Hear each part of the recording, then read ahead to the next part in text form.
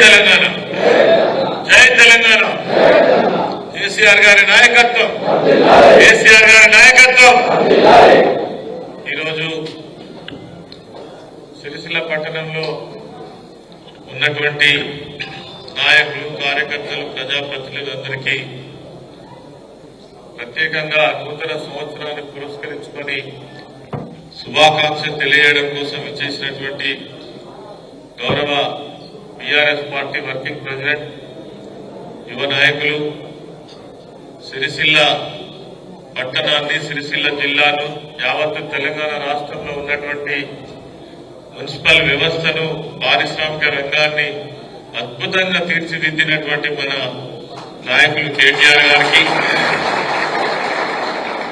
అదేవిధంగా ఈనాటి కార్యక్రమానికి ఇచ్చేసిన గౌరవ పెద్దలు వినోద్ కుమార్ గారు, అదేవిధంగా కొండూరు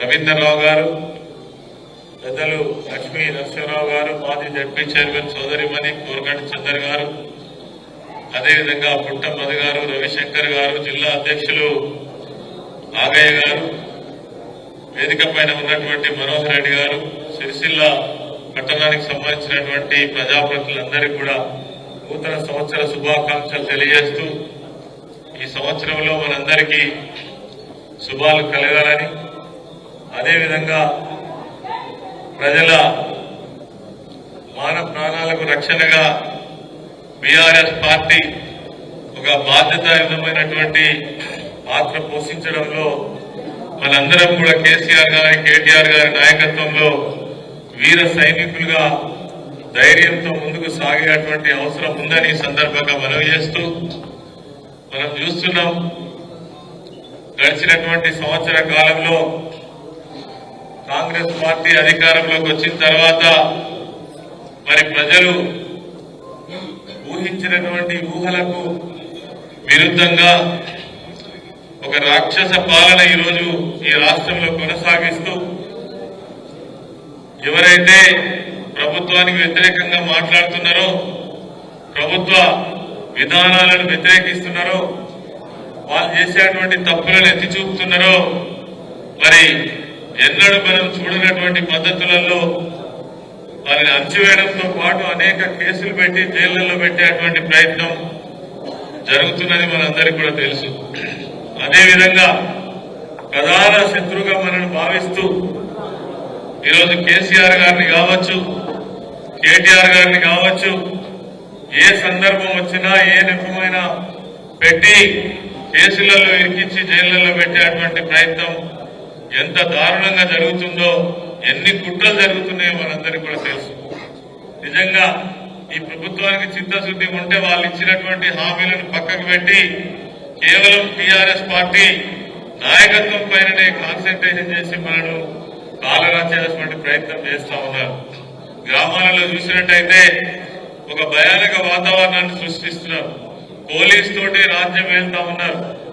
అంటే పోలీసులను దించి ఏదంటే అది చేసేటువంటి ప్రయత్నం ఇప్పటికే మన యాక్టివ్ గా పనిచేస్తున్నటువంటి అనేక మంది నాయకులు వీళ్ళ బాధలు తట్టుకోలేక బయటికెళ్లి బ్రతుకుదెరువు కోసం బయటికి పోయేటువంటి పరిస్థితిని అతి తక్కువ సమయంలో సృష్టించినటువంటి విషయం కూడా మనం చూస్తా ఉన్నాం. కాబట్టి రాజకీయ పార్టీలలో ఇవన్నీ సర్వసాధారణం. కానీ ఒక్కటి మాత్రం వాస్తవం, ఇటువంటి దుర్మార్గమైనటువంటి ప్రయత్నం చేసినటువంటి ప్రభుత్వాలను మాత్రం మనం ఇదివరకు చూడలేదు. అనేక ప్రభుత్వాలు వచ్చినాయి, పోయినాయి. మనం కూడా తెలంగాణ రాష్ట్రాన్ని సాధించినటువంటి ఒక గొప్ప పార్టీగా చరిత్ర కలిగినటువంటి నాయకులు కేసీఆర్ గారు తెలంగాణ రాష్ట్రాన్ని తేవడమే కాదు, 10 సంవత్సరాలలో ఈ ప్రాంత ప్రజలకు ఏం కావాలో నీళ్లు కావచ్చు, నిధులు కావచ్చు, సకల సౌకర్యాలు కావచ్చు, పేద ప్రజలను ఆదుకోవడంలో కావచ్చు, పట్టణాలను, గ్రామాలను అభివృద్ధి చేయడంలో కావచ్చు, మరి మన మార్పు అయితే మనం ఖచ్చితంగా చూపించగలిగినాం. ఇలా ఎవరిని అడిగినా చెప్తారు, 10 సంవత్సరాలలో కేసీఆర్ గారి పరిపాలన ఎంత గొప్పగా జరిగిందంటే ఎవరిని అడిగినా, ఏ వర్గాన్ని అడిగినా ఇలా ఎంత బ్రహ్మాండ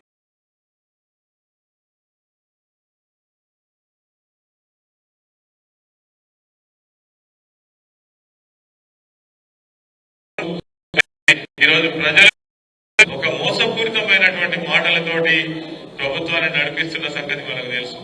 నిన్నటికి ఇవాళ క్యాబినెట్ మీటింగ్ ఉన్నది. రైతు భరోసా కోసం మళ్ళా దరఖాస్తులు పెట్టాలన్నట. నిజంగానే ఆనాడు 80 లక్షల మందికి ఏ దరఖాస్తు పెడితే రైతు బంధు వచ్చిందో ఇలా ఉన్నటువంటి పాలకులకు తెలియదా? తీసుకున్నటువంటి రైతులకు తెలియదా? ఇప్పటికే అనేక రకరకాల కారణాలతో అప్లికేషన్లు తీసుకున్నారు, అనేక ఆప్షన్లతో తీసుకున్నారు.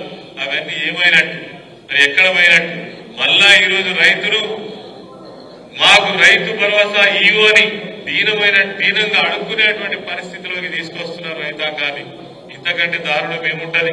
నిజంగా మీకు చిత్తశుద్ధి ఉంటే రైతు భరోసా నిజంగానే ఇప్పటికి 3 పంటలకు ఎగబెట్టింది.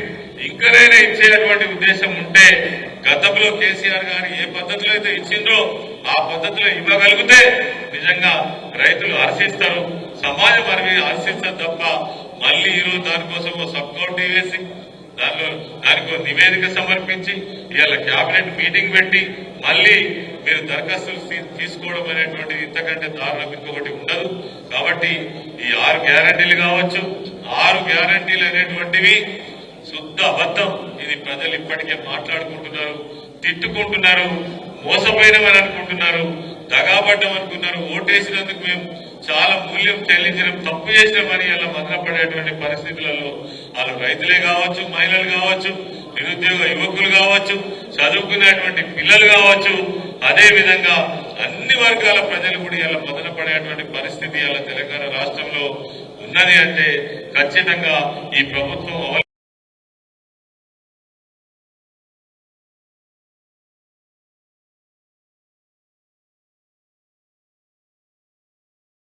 ఒక అర్థం లేదు. ఇదివరకు ఒక ముఖ్యమంత్రి మాట్లాడినంటే అది ఖచ్చితంగా రామబాణంలాగా అమలు జరిగేటువంటి పద్ధతులు ఉండే. కానీ ఇలా ముఖ్యమంత్రి మాట్లాడినంటే ఆయన అవహేళన చేస్తున్నాడా, నిజంగా మాట్లాడుతున్నాడా, ప్రజలకు మేలు చేస్తానికి మాట్లాడుతున్నాడా తెలియనటువంటి పరిస్థితి. ఈ రోజు ప్రజలు మరి ఒక జోకర్ కింద చూసేటువంటి పరిస్థితి వచ్చింది ముఖ్యమంత్రి అనంటే. రాష్ట్రానికి ఒక తండ్రి పాత్ర పోషిస్తున్నటువంటి ముఖ్యమంత్రి ఒక భరోసా ఇవ్వాల్సి ఉండే, ఒక ధైర్యం ఇవ్వాల్సి ఉండే. కానీ ఆయననే ఇలా ఈ రాష్ట్రాన్ని మరి ప్రజలను కన్ఫ్యూజ్ చేసేటువంటి పద్ధతులలో పరిపాలన సాగిస్తున్నాడు. ఇది మంచిది కాదు. దీన్ని ఖచ్చితంగా ప్రజలు మనకంటే ముందు ప్రజలే చాలా తీవ్రమైన నిరాశతోటి ఉన్నారు. మరి బీఆర్ఎస్ పార్టీగా ఒక నాయకత్వంలో ఉన్నటువంటి గ్రామ కార్యకర్త కావచ్చు, మండల స్థాయి నాయకులు కావచ్చు, నియోజకవర్గ స్థాయి నాయకులు కావచ్చు, దీన్ని పార్టీ ఇచ్చినటువంటి పిలుపుని ఎప్పటికప్పుడు అందుకొని ప్రజల్లోకి మనం తీసుకుపోవడం కోసం ప్రయత్నం చేయాలి. తర్వాత ఇంకొక మీ అందరికీ ఒక విన్నపం ఏంటంటే ప్రేక్షక పాత్ర వహించకండి దయచేసి. మనమేం ప్రేక్షకులం కాము, నాయకత్వంలో ఉన్నటువంటి నాయకులము.